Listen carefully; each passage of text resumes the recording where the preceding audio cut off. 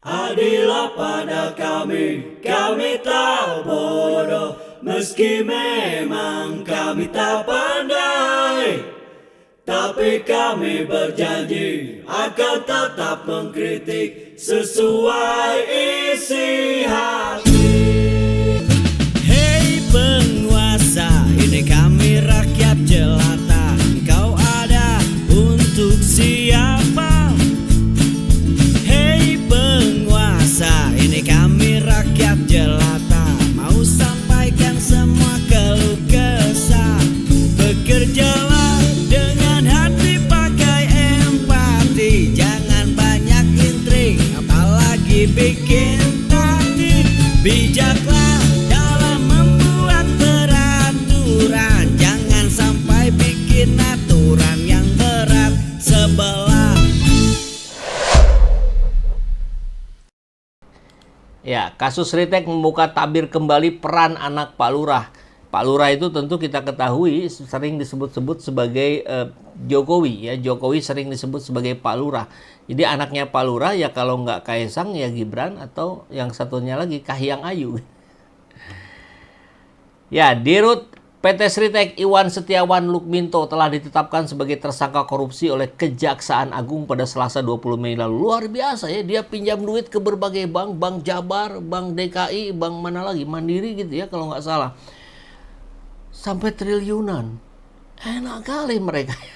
Orang-orang begini kalau pinjam duit ya barangkali karena punya rekam jejak kali ya, jadi mudah-mudah saja gitu. Dan sekarang gimana nih? Ini kelimpungan juga banknya kalau duitnya nggak kembali. PT Sritek jadi sorotan usai disebut memiliki utang 26,2 triliun yang berasal dari kreditur separatis senilai 716 miliar dan tagihan kreditur konkuren 25,3 triliun. Ngeri kali ini.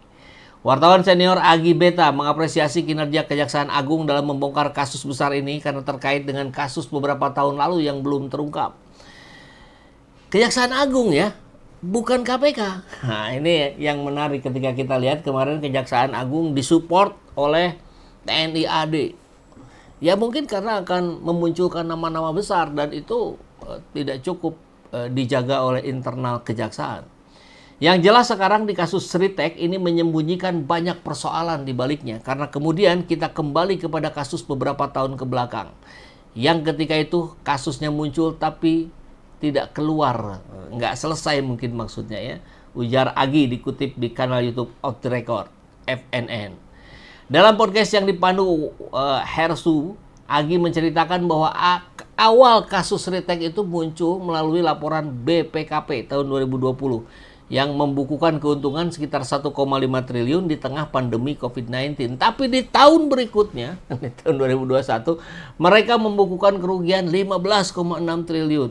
Di tahun ini untung 1,5 triliun, di sini 15,6 triliun. Nah ini jomplang sekali katanya. Dan itu mendapat, pada saat itu juga mereka mendapatkan orderan berupa goodie bag yang juga masih simpang siur jumlahnya. Nah, goodie bag itu wadah dari sembako yang dibagikan kepada rakyat sekian juta orang. Kalau dari keterangan yang menyatakan itu sekitar 1,9 juta goodie bag yang diorder kepada Sritek oleh yang ngebagi dong. Yang ngebagi siapa? Jokowi ya. Pada periode 2021-2025 kasus ini hilang bak di telan bumi. Agi berharap di era pemerintahan Prabowo kasus ini kembali dibuka, diawali dengan ditetapkannya tersangka bos Sritek oleh Kejaksaan Agung. Dan kita lihat ini Kejaksaan loh yang memeriksa, bukan KPK. Karena ya, mungkin KPK sudah sulit berada dalam kontrol kekuasaan, mungkin begitu ya. Dan asumsi-asumsi lain yang mengatakan bahwa KPK masih dalam cengkraman Jokowi gitu. Dari situ kemudian dikaitkan adanya pengaruh Jokowi dan keluarganya alias geng Solo di balik kasus ini. Kalau bicara geng Solo ya memang mengerikan ya. Bahkan konon ya, rumor-rumor yang beredar kita belum ketahui secara pasti bahwa orang-orang yang ada di Kabar Eskrim yaitu juga geng Solo. Ya sulit dong kalau begitu ya. Terutama adanya peran anak Pak Lurah pada 2021 dalam pembuatan tas bansos. Anak dari Pak Lurah yang dimaksud tidak lain adalah Gibran Rakabuming Raka. Nah inilah yang kemudian kita masih ingat. Waktu itu ada laporan khusus dari Tempo Investigasi yang menyebut ini atas rekomendasi Pak Lurah dan bisa juga mengacu pada nama Jokowi. Ini atas rekomendasinya dari anak Pak Lurah, yaitu adalah Gibran. Karena Kaisang waktu itu belum masuk ke politik. Nah, Sritek sudah resmi ditutup.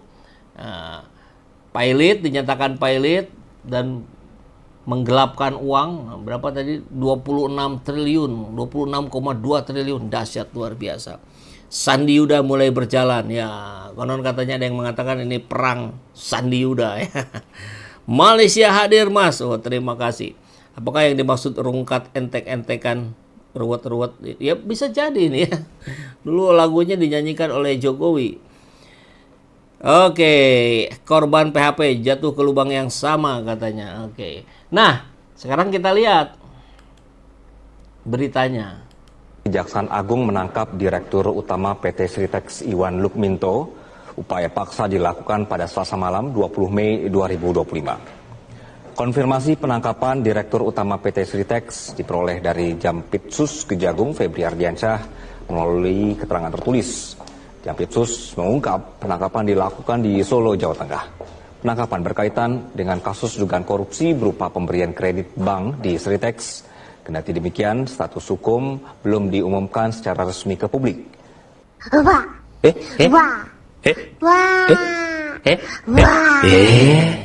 Sebelumnya PT Sri Rejeki Isman Tbk atau yang dikenal dengan nama PT Sritex dinyatakan pilot oleh Pengadilan Niaga Semarang pada 21 Oktober 2024. Perusahaan tekstil terbesar di Asia Tenggara ini tidak mampu membayar utang senilai 32,6 triliun rupiah. Ya, itu ya yang terjadi di Sritex. Dan kemudian kalau kita lihat, nah ini menarik nih, silakan nilai sendiri kata Maudi. Ini foto kebersamaan Gibran dengan bos Sritex ini yang sekarang menjadi tersangka di Kejaksaan Agung.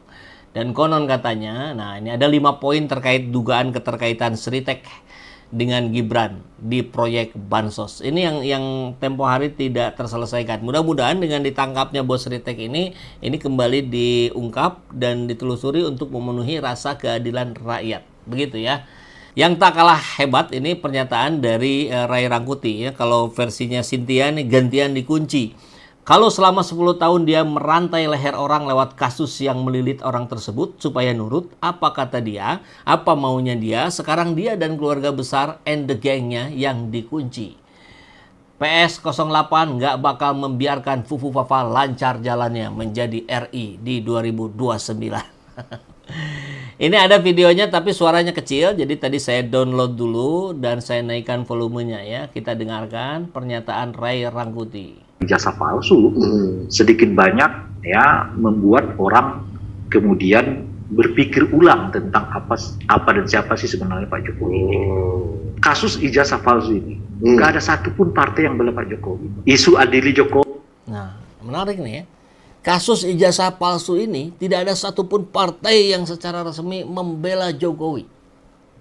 Kemudian yang adili Jokowi juga sama, kan kemarin ramai juga itu adili Jokowi. Nggak ada tuh partai-partai yang bela. Nggak ada. Untuk adili Jokowi pun tidak ada yang bela partai-partai. Apa artinya? Ya, dalam versi yang memposting ini, Cynthia, yang dikatakan bahwa inilah gaya mengkuncinya Prabowo terhadap Jokowi. Tidak dibiarkan partai-partai untuk membela apa yang sedang melilit persoalan Jokowi dan keluarganya. Termasuk juga, kita lanjutkan ya. Soal Gibran diminta oleh para purnawirawan dicopot. Iya. Ada partai yang bicara. Kenapa Pak? Termasuk soal Gibran yang diminta oleh purnawirawan untuk dicopot di poin 8 ya, dari pernyataan sikap purnawirawan TNI tempo hari. Tidak ada juga yang membela. Artinya mereka lepas tangan. Kalau lepas tangan maka ini akan bergantung pada bagaimana diskusi publik ini berjalan. Apakah menekan ke sana? Kalau menekan ke sana ya terus dilanjutkan kan. Kurang lebih begitu ya. Sedikit lagi nih. Pak Prabowo nggak undang Gibran di pertemuan para purnawirawan. Iya. Pak Prabowo pegang isu ini. Untuk apa? Untuk nekan juga. Kenapa itu dilakukan orang? Karena model cara berpolitik begini yang dilakukan oleh Pak Jokowi selama 5 tahun terakhir ini kan. Ya. Itulah cara Pak Jokowi yang kemudian dalam pandangan Ray Rangkuti ini hari ini dilakukan sebaliknya, berbaliklah begitu ya. Apakah ini yang disebut dengan sunatullah, hukum alam? Ya wallahu alam. Mungkin kita lihat akan seperti apa kejadiannya nanti. Tapi di persoalan ijazah palsu pun sama gitu. Ketika partai-partai tidak ada yang membela Jokowi, di sisi lain upaya-upaya untuk terus memperpanjang persoalan ini makin kencang.